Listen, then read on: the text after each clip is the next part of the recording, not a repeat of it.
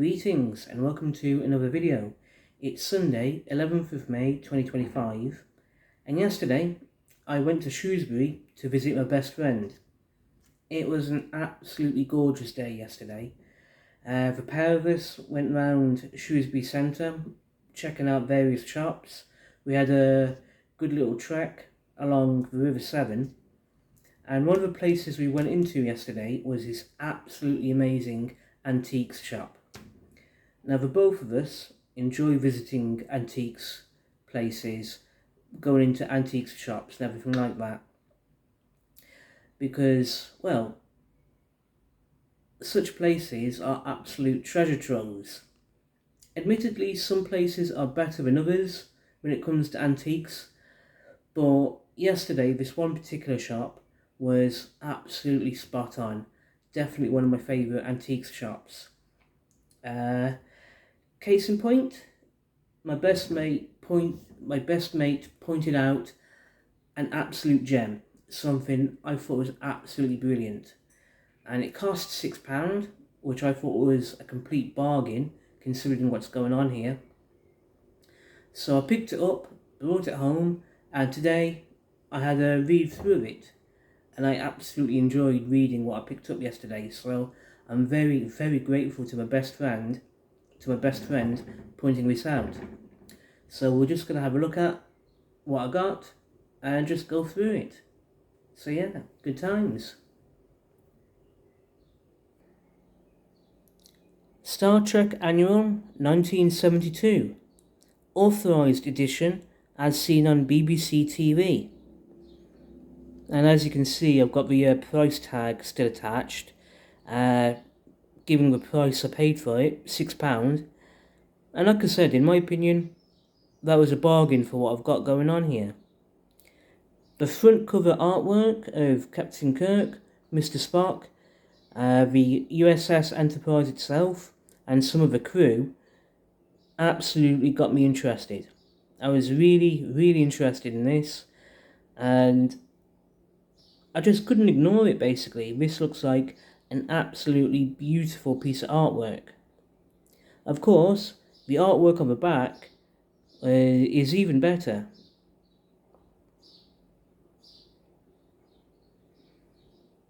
As you can see, the artwork on the back is absolutely gorgeous, and it's definitely my favourite bit of artwork attached to this comic book.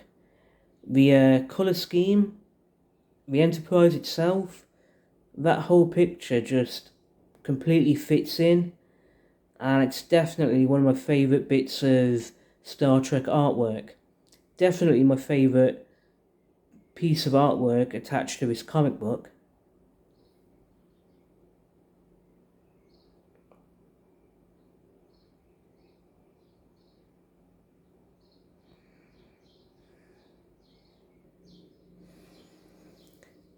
So we're just going to open up the comic book, see what we've got going on here, and yeah.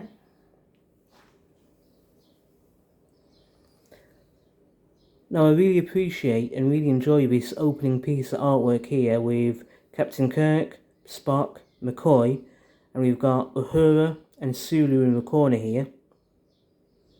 And over here, we've got the contents. The comics involved in this comic book is the Voodoo Planet, the Youth Trap, and the Legacy of Lazarus. We've also got the copyright information going on.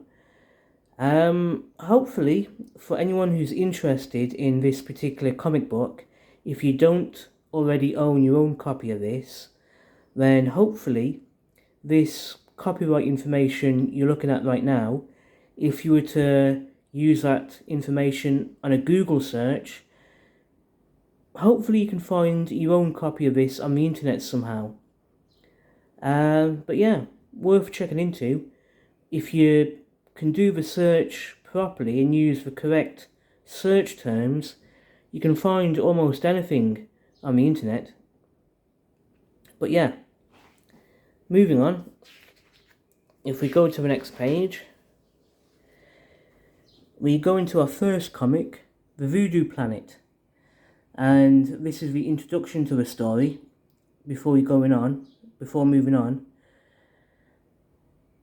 And for sure, my favourite feature of this entire comic book is the artwork. No doubt, quite obviously, it's the typical 1970s style of comic book art. But at the same time, the artwork in this comic book is definitely my favourite feature of the whole thing. I can easily just turn the pages and just do nothing but appreciate the artwork and the pictures and the whole format of this whole thing. Now, the storyline of the Voodoo Planet, I admit, is a bit silly. A bit corny, but at the same time, in a good way. It's not terrible. It's not, well, arguably, potentially, it's not great either. But the silliness, the absolute silliness of this storyline is how I would describe it.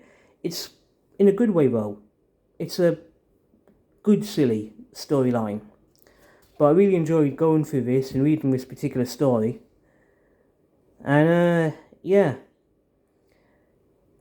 I did have to stop and wonder if the writers of this particular story, or of any of the stories in this comic book, how much effort did they make connecting this to Star Trek the TV show?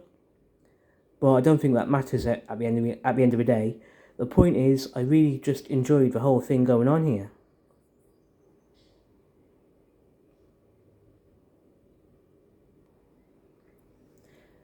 You can tell this comic book, the whole thing, is a product of the 1970s because of the terminology used.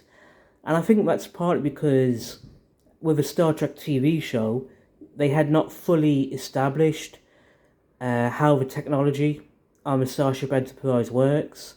For example, in this particular story, they refer to television cameras being used on the Enterprise, and all the comm devices, all the communication devices are called radios.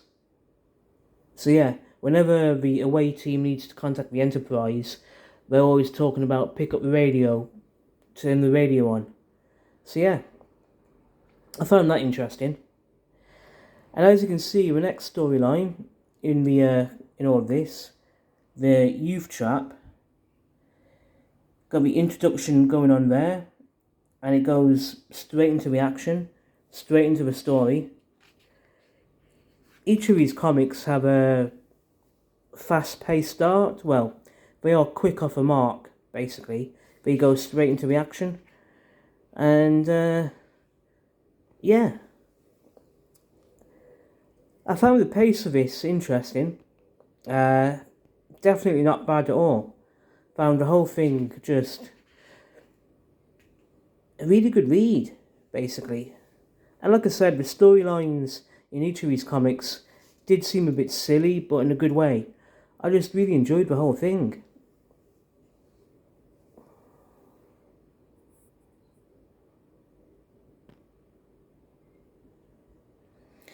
The final comic book, the third and final story in this whole thing, is The Legacy of Lazarus.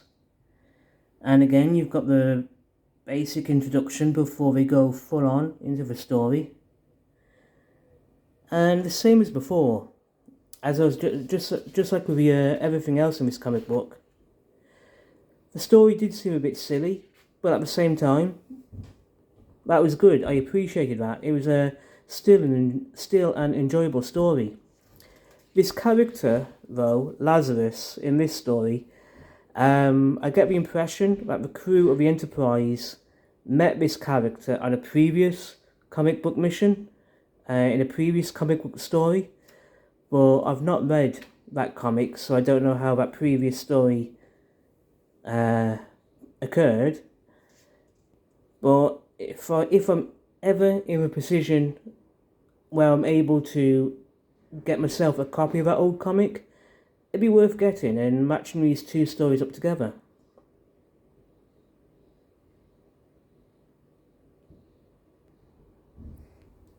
Yeah, this character here is the villain of the story, Lazarus. Interesting fellow. Seems like a bit of a mad scientist, I'll be honest here. Your stereotypical mad scientist. But all the same, still a very, very good story going on.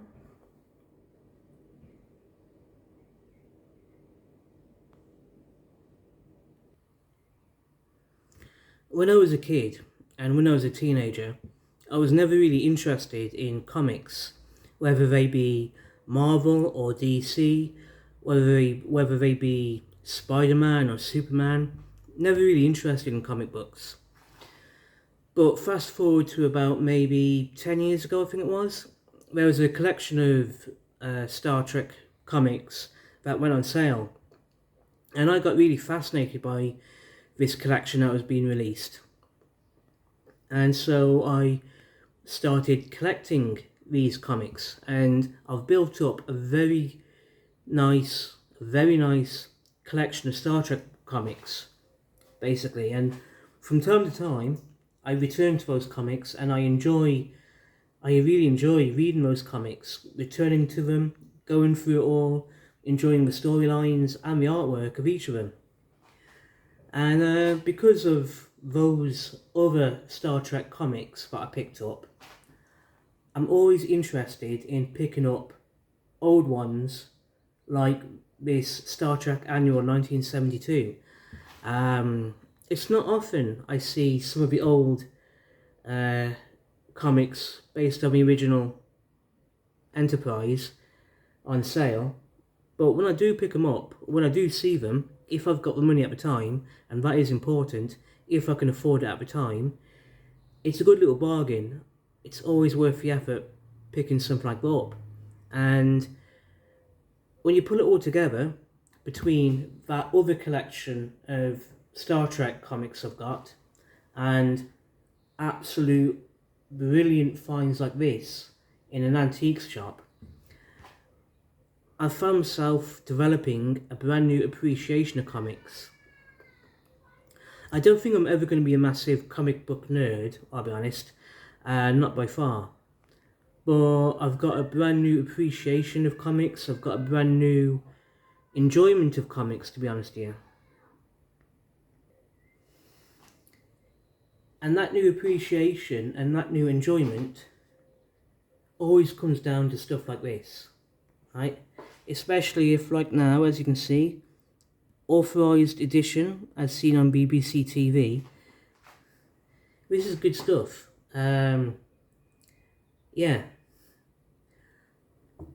I just love stuff like this, and I'm really, really grateful to my best friend for pointing this out to me, and I'm really glad I actually made the effort to pick it up.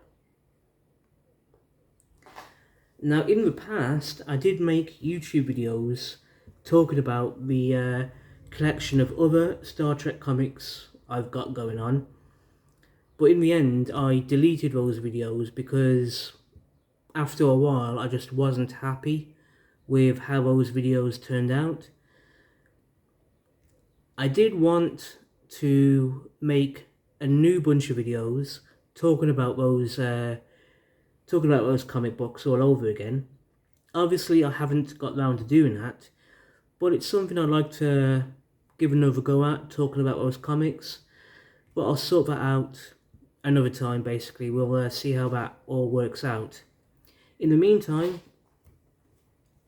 like I said, absolute bargain, definitely worth the effort. And yeah, if anyone is interested in picking up something like this, especially if you're a Star Trek fan, picking up one of the older comics like this, I think it might be worth the effort. But at the end of the day, that's entirely up to you whether or not it's entirely up to you whether or not you have or have not got an interest in comics or anything like that. But even if it's just with the artwork, it's always good. There's always at least something to walk away with, to enjoy. And at the very least, sometimes, especially like now, the artwork is definitely going to be the best feature of what's going on. So yeah. On that note, I'm going to finish this video here. Thank you everyone for watching, I really do appreciate it. Take care of yourselves, be safe, and I'll see you all soon in the next video. Take care and goodbye.